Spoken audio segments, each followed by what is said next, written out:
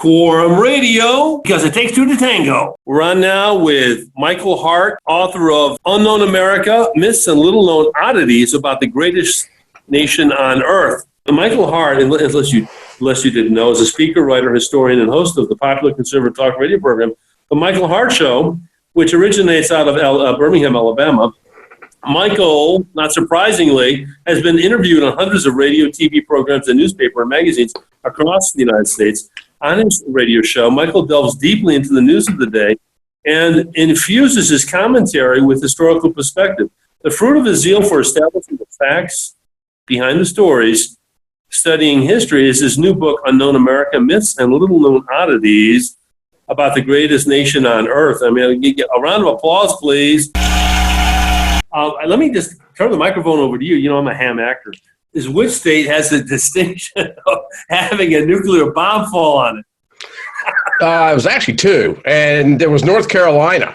And what happened was they were doing some testing, actually upwind from a movie that John Wayne was filming. And a plane carrying nuclear bombs was flying in the area, got into engine trouble, and actually went down in North Carolina. Wayne, years later, actually attributed his cancer to those bombs, but they didn't explode. The plane went down, and two of the bombs, there's five mechanisms, at least there was at that time, that would fire off a nuclear bomb that was going to be dropped, not a missile, obviously. And on one of the bombs, 3 of the 5 went off. On the other one, 4 of the 5 went off. And the pilots in the plane actually were credited with saving the bombs from going off by flying a plane that was completely disabled as long as they could to make the landing, the crash in this case, a lot softer than it would have been had they gone down immediately, possibly saving millions of lives.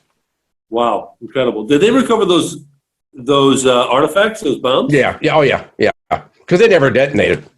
When America really declared her independence? Please, Michael, tell us. A lot of the events in America weren't events at all. They were actually processes that took on, several weeks and months, even for that matter. We actually declared our independence on the 2nd of July. That's when the vote actually took place. And we know this from a letter that Abigail had sent to John Adams, her husband John Adams, the other way around, that John had sent to Abigail, talking about how we would celebrate it as the most significant. He called it epocha in the history of the world. And then, of course, we get the ringing of the bell, on July 4th. But even the signing didn't begin until sometime after that, probably conclude in August, and maybe, according to some historians, goes as late as November. Because you got to remember, at this period of time, if those guys all been found in the same room signing this document, they would have all been hung right on the spot.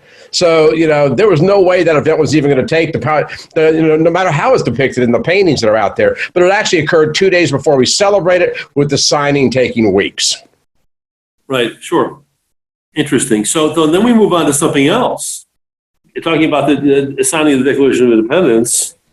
Why is it that the portraits of the signing are completely wrong? Is that because of the necessary social distancing, not to be hung? Well, for one thing, most of the people in the paintings, the most common depictions of the signing, actually depict the signers much later in life, after they had already been on the Supreme Court, or they had been respective state governors, or maybe even presidents of the United States. A lot of people don't realize that in this period of time, these were pretty young guys. Jefferson was in his 30s, 39, but most of the signers were in the neighborhood of 40, 41, 42 years old, with a couple of them in their 20s.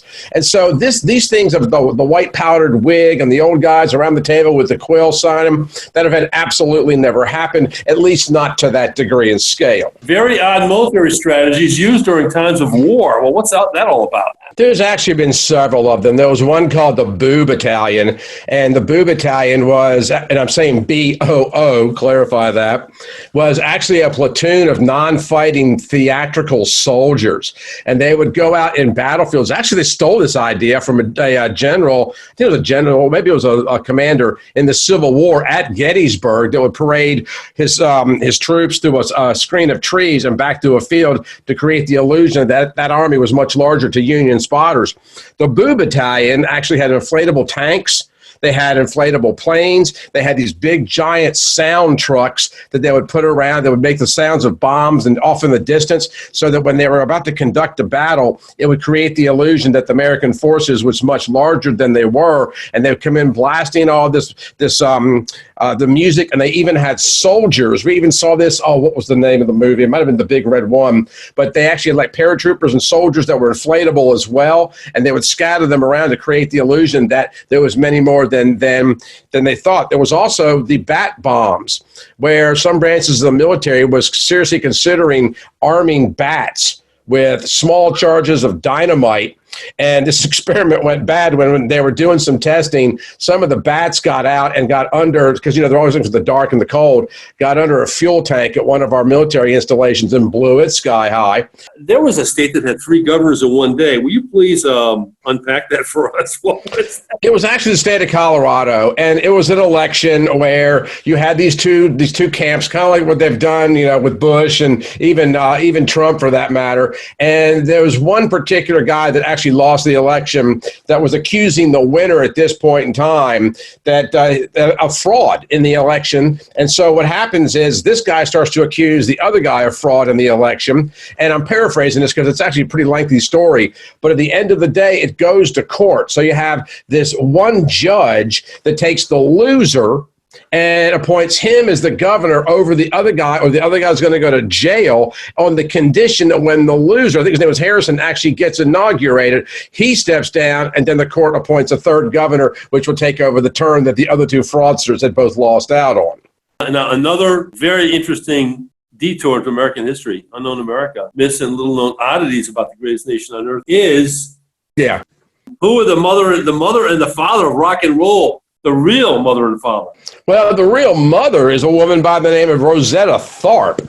And you can find Rosetta's recordings all over YouTube. This would have been before Chuck Berry. Chuck Berry's, thought to take a lot of his cues, not stealing or plagiarizing, but a lot of his cues from Rosetta Tharpe, who was very grandmotherly. Because of the common prejudices of the time, she frequently could not play in open venues, so would play outside in rail yards and churches. And because of this, would oftentimes wear a big, thick, heavy coat and just wail on an electric guitar. And she was a great singer as well, but it's thought that Chuck Berry copied a lot of his material directly from her. So the father would be Berry, but the mother is absolutely positively Rosetta Tharpe. I mean, this is really important. What song was the inspiration for the cartoon character Scooby Doo? Well, it was actually a stolen from Frank Sinatra when he would, doobie doobie doo at the very end. And there was a Japanese animator that was so taken with him that when he was the guy that was put on the animation of Scooby Doo and the Mystery Machines, or whatever that they call the program, and he named the dog Scooby Doo because he was such a Frank Sinatra fan of the scat that Sinatra would do in several of his songs. Actually, that was Strangers in the Night. Doobie doobie doo. Mm-hmm. All right, well, good. Very odd military strategies used during times of war. Well, what's that all about? Dude,